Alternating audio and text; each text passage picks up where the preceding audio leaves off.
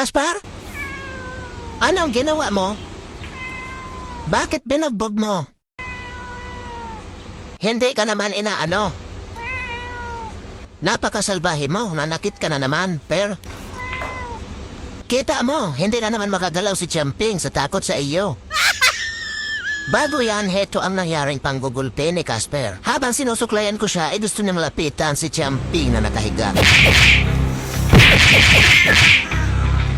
Hindi pa yan makukontento, kailangan makaisa pa siya. Napakasalbahing barat ko, hindi na naman malaman kung ano na naman ang dahilan ng galit niya kay Champing. Casper, paawat ka na. Kita mo hindi na makagalaw si Champing sa takot sa iyo. Ngayon sa akin ka na naman magagalit, Casper. Sinusuklayan lang kita, gusto mo nang gulpihin si Champing. Namimihasa ka naman na, Per. Pamangkin mo yan si Champing.